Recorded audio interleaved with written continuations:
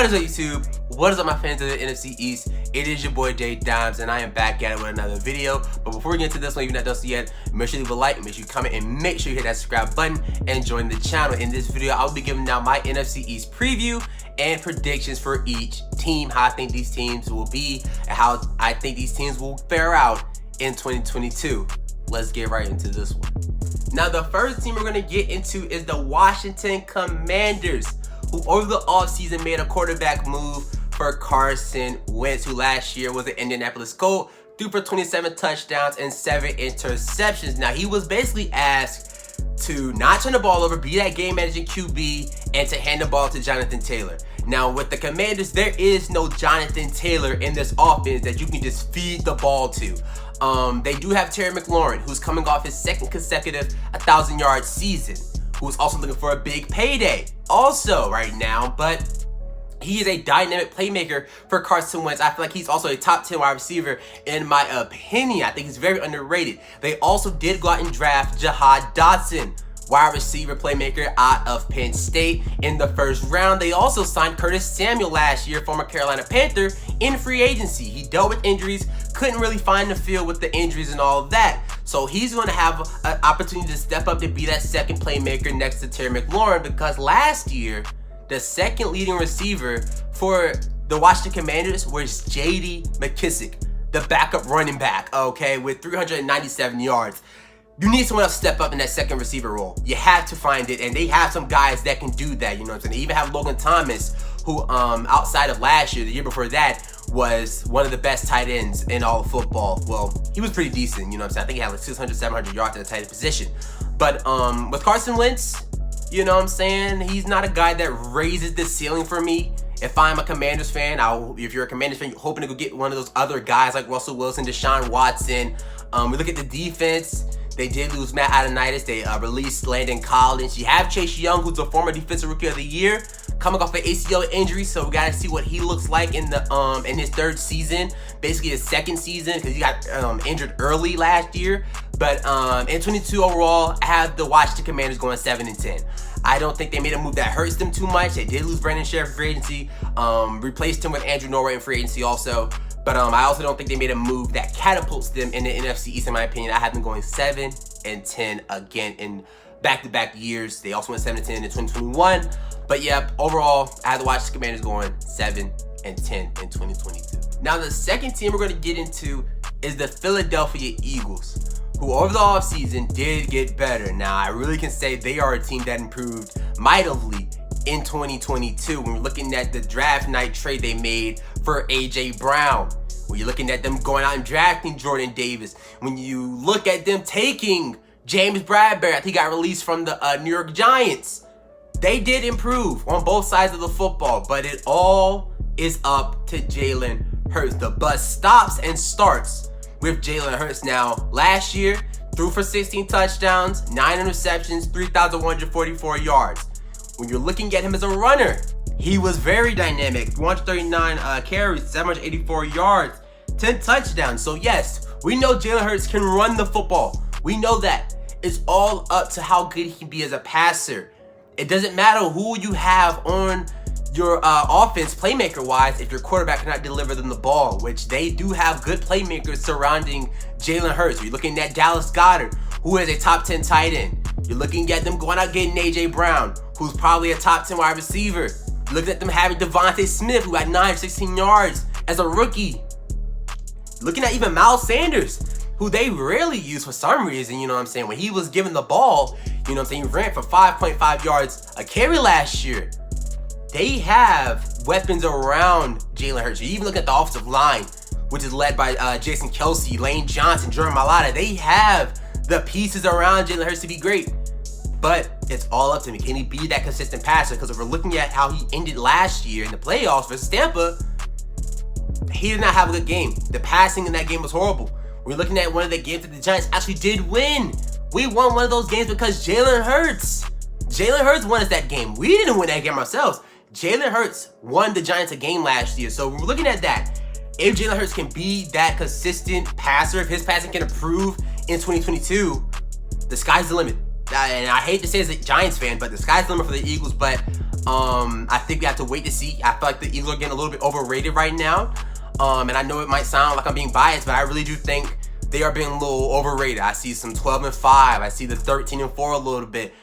I'm not seeing that right now. Right now, I have the Philadelphia Eagles slotted going 9-8 in 2022.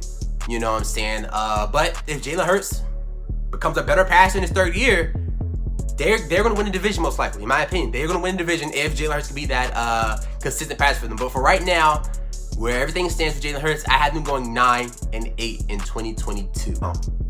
Let's talk about the Dallas Cowboys. The team that won the division last year actually went undefeated, 6-0 in the division last year. They are a team that lost a lot of guys. I really do think the Dallas Cowboys took a step back and went a step forward. We're looking at even the draft. We're looking even in free agency.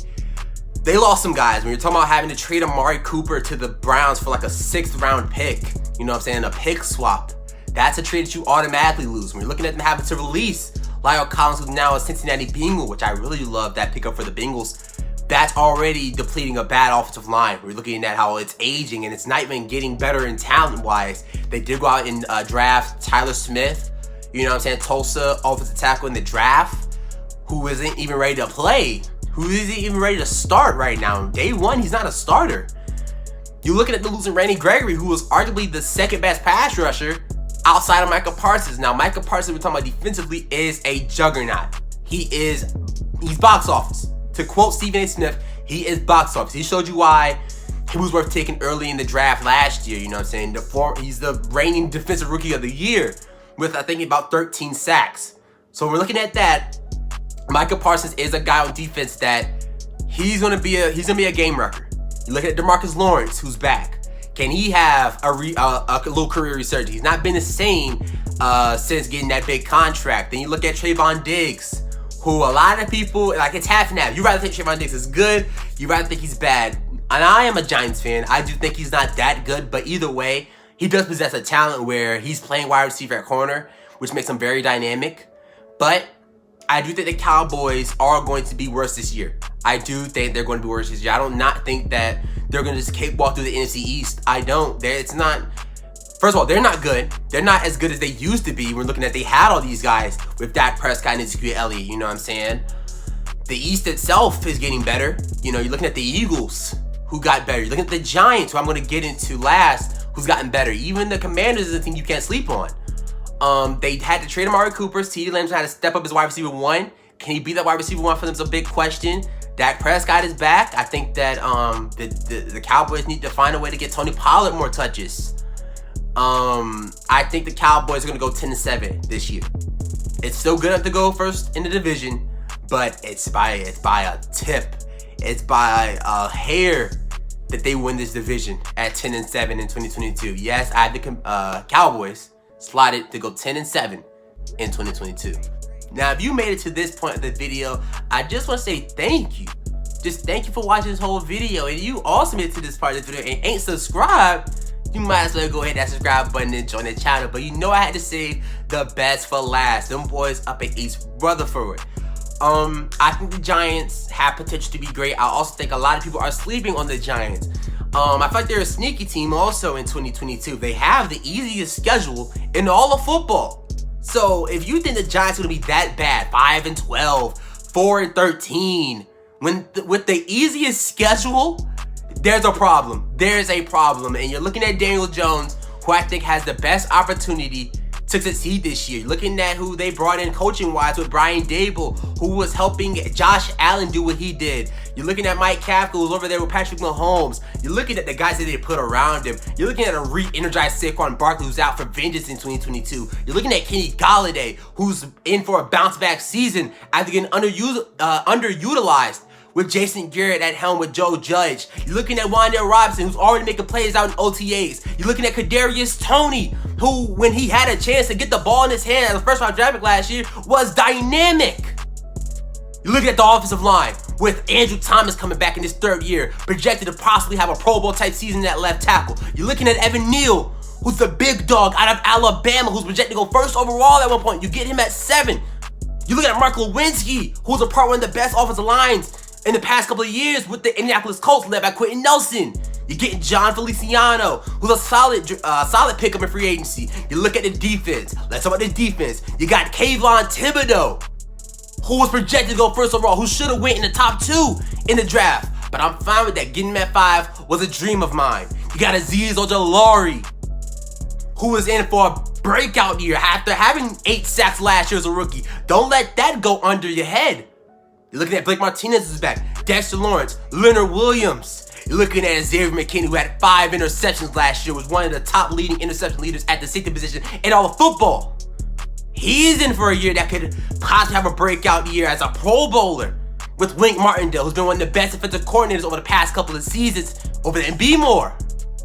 I had the Giants slotted at 9-8 in 2022. I had them also making the playoffs after beating the Eagles in that Week 18 game, which decides who makes it to the playoffs. That's gonna do it though. If you enjoyed this video, leave a like, comment, hit the subscribe button. And until then, it's Big Boy J Dimes, and I'm out.